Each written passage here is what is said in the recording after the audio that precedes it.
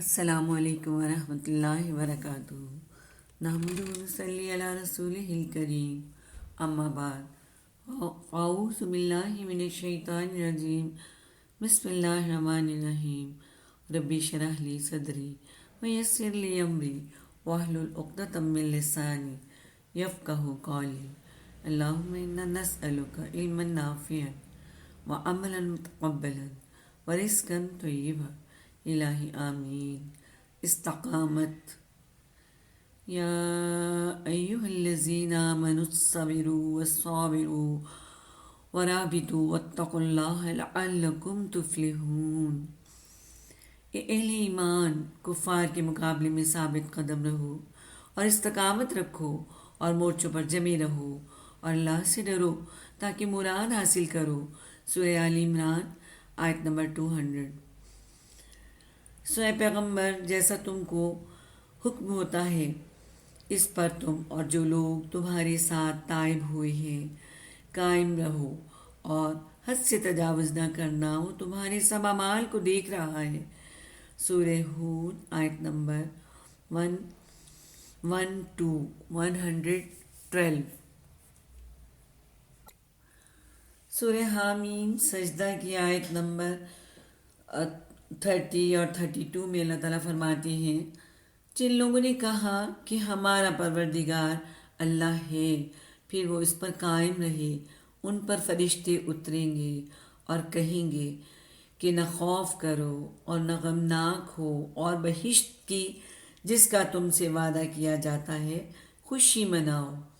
ہم دنیا کی زندگی میں بھی تمہارے دوست تھے اور آخرت میں بھی تمہارے رفیق ہیں، اور جہاں جس نعمت کو تمہارا جی چاہے گا اور یہاں جس نعمت کو تمہارا جی چاہے گا تم کو ملے گی، اور جو چیز طلب کرو گے تمہارے لیے موجود ہوگی۔ یہ بخشنے والے مہربان کی طرف سے مہمانی ہے۔ سبحان اللہ۔ اللہ کا فرما بردار ہونے میں دنیا اور آخرت دونوں کی بھلائیاں ہیں، اور وہ انعامات ہیں جو انسان سوچ بھی نہیں سکتا، انسان کی سوچ میں بھی نہیں ہے، اور انسان پر اللہ تعالیٰ نے وہ چھپا کر نعمتیں رکھی ہیں، ایسے ایسے انعامات، اور جو دنیا میں اللہ تعالیٰ دیتا ہے وہ ایک الگ ہے، اور جو آخرت میں ملنے ہیں اس کا تو انسان پر پردہ ہی چاک نہیں ہوا ابھی۔ جن لوگوں نے کہا کہ ہمارا پروردگار اللہ ہے، پھر اس پر قائم رہے، تو ان کو نہ کچھ خوف ہوگا اور نہ وہ غمناک ہوں گے۔ یہی اہل جنت ہیں کہ ہمیشہ اس میں رہیں گے۔ یہ اس کا وعدہ، یہ اس کا بدلہ ہے جو وہ کیا کرتے تھے۔ سورہ الاحقاف آیت نمبر 13 اور 14۔ اور تم اپنے پروردگار کے حکم کے انتظار میں صبر کیے رہو، تم تو ہماری آنکھوں کے سامنے ہو، اور جب اٹھا کرو تو اپنے پروردگار کی تعریف کے ساتھ تسبیح کیا کرو، اور رات کے بعض اوقات میں بھی، اور ستاروں کے غروب ہونے کے بعد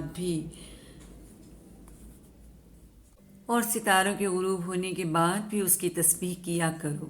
سورہ طور آیت نمبر 48 تا 49۔ سورہ حامیم سجدہ کی آیت نمبر 30 اور 32 میں اللہ تعالیٰ فرماتے ہیں، جن لوگوں نے کہا کہ ہمارا پروردگار اللہ ہے، پھر وہ اس پر قائم رہے، ان پر فرشتے اتریں گے اور کہیں گے کہ نہ خوف کرو اور نہ غمناک ہو، اور بہشت کی جس کا تم سے وعدہ کیا جاتا ہے خوشی مناؤ۔ کتنی بڑی بشارت دی جا رہی ہے کہ نہ کوئی خوف ہوگا نہ کوئی غم ہوگا، اور خوشی مناؤ جس بہشت کا تم سے وعدہ کیا جاتا ہے۔ ہم دنیا کی زندگی میں بھی تمہارے دوست ہیں اور آخرت میں بھی تمہارے رفیق ہیں، اور وہاں جس نعمت کو تمہارا جی چاہے گا تم کو ملے گی، اور جو چیز طلب کرو گے تمہارے لیے موجود ہوگی۔ یہ بخشنے والے مہربان کی طرف سے مہمانی ہے۔ کتنی بڑی بات ہے کہ توفیق تو اللہ کی ذات دیتی ہے آپ کو نیک عمل کرنے کی یا برائی سے رکنے کی۔ تو یہ اللہ کی مہربانی ہے کہ جس نے ہمیں توفیق عطا فرمائی نیک کام کرنے کی۔ اللہ ہم سب کو توفیق عطا فرمائی۔ یہ خوشخبریاں اللہ تعالیٰ اپنے ان بندوں کو دیتے ہیں جو بندے اللہ کے یہ مان کر کہ میرا رب اللہ ہے، اس کے سوا کوئی ہو نہیں سکتا، اور پھر اس پر قائم رہے انسان اپنی دنیا سے جانے تک، ایمان کے ساتھ جس کی واپسی ہو، اس کی دنیا بھی کامیاب اور آخرت بھی کامیاب۔ توحید پر استقامت، اس کی تشریح نبی صلی اللہ علیہ وآلہ وسلم اور اکابر صحابہ رضی اللہ تعالیٰ عنہ نے اس طرح کی ہے۔ بہت سے لوگوں نے اللہ کو اپنا رب کہا، مگر ان میں سے اکثر کافر ہو گئے۔ ثابت قدم وہ شخص ہے جو مرتے دم تک اس عقیدے پر جمع رہا۔ ابن جریر، نسائی، ابن ابی حاتم۔ حضرت ابو بکر صدیق رضی اللہ تعالیٰ عنہ اس کی تشریح یوں کرتے ہیں: پھر اللہ کے ساتھ کسی کو شریک نہ بنایا، اس کے سوا کسی دوسرے معبود کی طرف توجہ نہ کی۔ ابن جریر۔ حضرت عمر رضی اللہ تعالیٰ عنہ نے ایک مرتبہ منبر پر آیت تلاوت کی اور فرمایا: اللہ کی قسم، استقامت اختیار کرنے والے وہ ہیں جو اللہ کی اطاعت پر مضبوطی کے ساتھ قائم ہو گئے، لومڑیوں کی طرح ادھر سے ادھر اور ادھر سے ادھر دوڑتے نہ پھرے۔ ابن جریر۔ حضرت عثمان رضی اللہ تعالیٰ عنہ فرماتے ہیں: اپنے عمل کو اللہ کے لیے خالص کر لیا۔ کشاف۔ حضرت علی رضی اللہ تعالیٰ عنہ فرماتے ہیں: اللہ کے عائد کردہ فرائض فرما برداری کے ساتھ ادا کرتے رہے۔ کشاف۔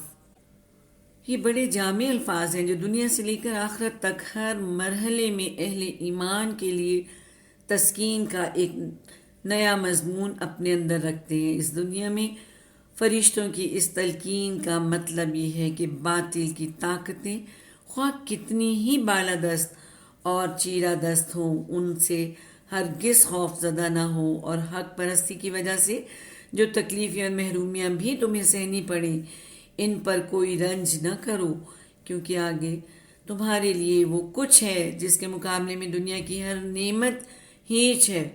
یہی کلمات جب موت کے وقت فرشتے کہتے ہیں تو ان کا مطلب یہ ہوتا ہے کہ آگے جس منزل کی طرف تم جا رہے ہو، وہاں تمہارے لیے کسی خوف کا مقام نہیں ہے، کیونکہ وہاں جنت تمہاری منتظر ہے، اور دنیا میں جن کو تم چھوڑ کر جا رہے ہو ان کے لیے تمہیں رنجیدہ ہونے کی کوئی ضرورت نہیں ہے، کیونکہ یہاں ہم تمہارے ولی و رفیق ہیں۔ عالم برزخ اور میدان حشر میں جب فرشتے یہی کلمات کہیں گے تو اس کے معنی یہ ہوں گے کہ یہاں تمہارے لیے چین ہی چین ہے۔ دنیا کی زندگی میں جو حالات تم پر گزرے ان کا غم نہ کرو، اور آخرت میں جو کچھ پیش آنے والا ہے اس کا خوف نہ کھاؤ، اس لیے کہ ہم تمہیں اس جنت کی بشارت دے رہے ہیں جس کا تم سے وعدہ کیا جاتا رہا ہے۔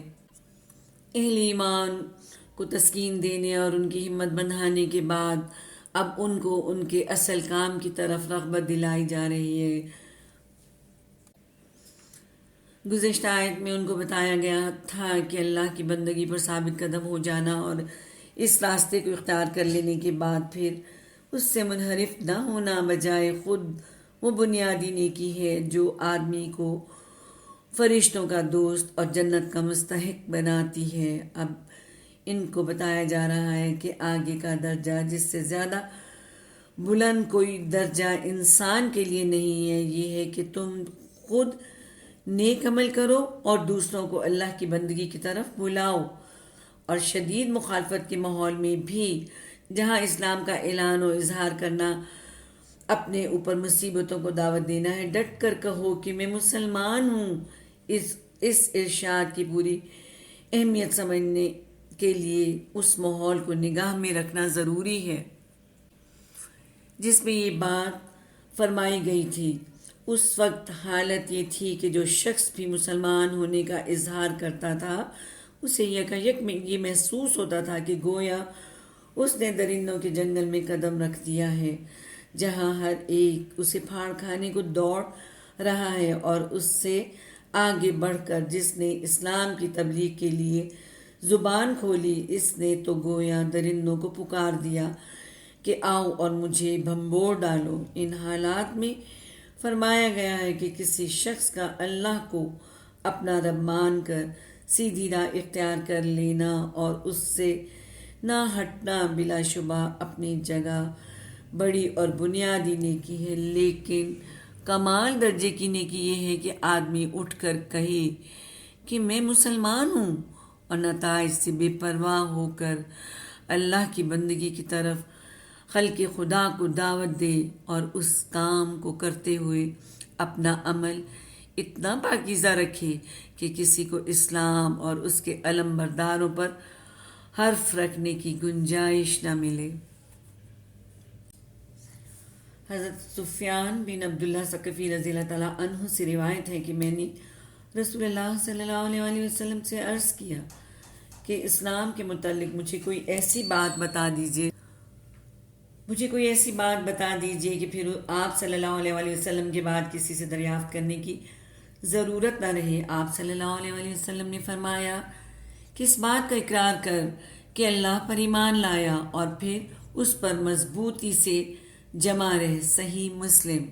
حضرت ابو سعید خدری رضی اللہ تعالیٰ عنہ سے روایت ہے کہ رسول اللہ صلی اللہ علیہ وآلہ وسلم نے فرمایا کہ مومن کی مثال اس گھوڑے کی سی ہے جو اپنے کھونٹے سے بندھا ہوا ہو، وہ ادھر ادھر پھرا کر آخر اپنے کھونٹے کے پاس آ ہی جاتا ہے۔ اس طرح مومن سے بھی بھول چوک ہو جاتی ہے اور آخر کار وہ پھر کر ادھر ہی آ جاتا ہے جدھر ایمان کی بات ہوتی ہے۔ مسند احمد۔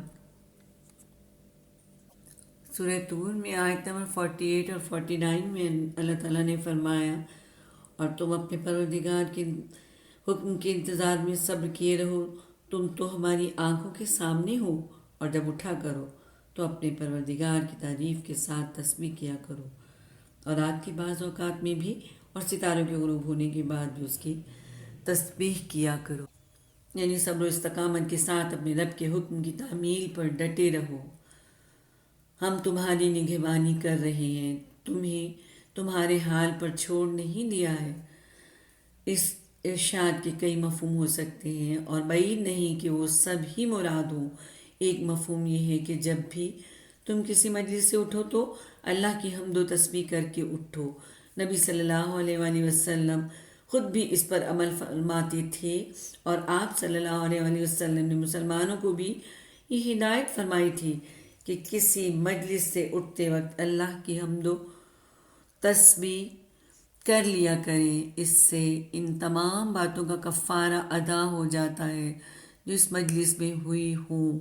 ابو داؤد، ترمذی، نسائی اور حاکم نے حضرت ابو ہریرہ رضی اللہ تعالیٰ عنہ کے واسطے سے حضور صلی اللہ علیہ وآلہ وسلم کا یہ ارشاد نقل کیا ہے کہ جو شخص کسی مجلس میں بیٹھا ہو اور اس میں خوب کیل و کال ہوئی ہو، وہ اگر اٹھنے سے پہلے یہ الفاظ کہے تو اللہ ان باتوں کو معاف کر دیتا ہے جو وہاں ہوئی ہوں۔